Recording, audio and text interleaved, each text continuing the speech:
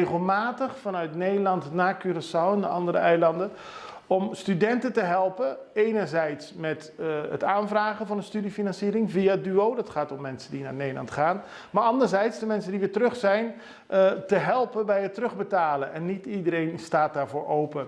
Daarom is DUO nu weer even op Curaçao. We spraken met Monique Hogewerf. Ze heeft een voorlopig kantoor naast Wereldstage in Scharlo. Dus elke keer als DUO op Curaçao is, zitten ze in dat kantoor en ze komen elk najaar en voorjaar. Aan haar vroegen we of alle mensen die DUO wil bereiken ook daadwerkelijk bereikt wordt. Nee, helaas niet. Er is altijd een groep waar het moeilijk is om mee in contact te komen. Of dat lukt zelfs misschien helemaal niet.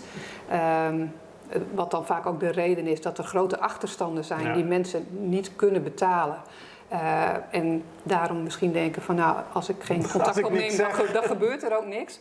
Dat is helaas niet het geval. Op het moment dat we niet in contact kunnen komen en de achterstanden zijn groot, dan zijn wij toch genoodzaakt om een incassobureau of een deurwaarder in te schakelen.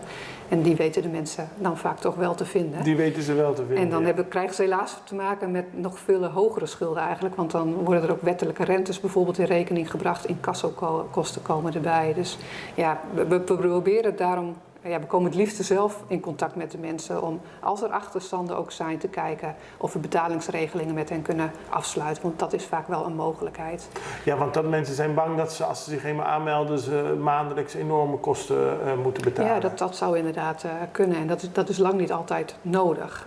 We hebben de mogelijkheid om speciale regelingen met ze te treffen.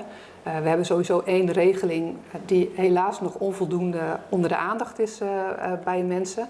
En dat is waar we nu ook een soort van campagne voor voeren met de titel Betaal niet te veel, no paga de más. Want we kunnen ook kijken wat het inkomen van iemand is en aan de hand daarvan vaststellen hoeveel je kunt en dus ook moet terugbetalen. En daar komt heel vaak uit naar voren dat mensen gewoon dat jaar helemaal niks hoeven te betalen, omdat hun inkomen te laag is daarvoor. De oud-studenten gaat het ongeveer? We hebben ongeveer een kleine 7000 oud-studenten op Curaçao wonen. Ja. En hoeveel daarvan zijn verscholen? Nou, verscholen weet ik zo niet, maar ik weet wel dat ongeveer 65% van hen betalingsachterstanden heeft. Oké.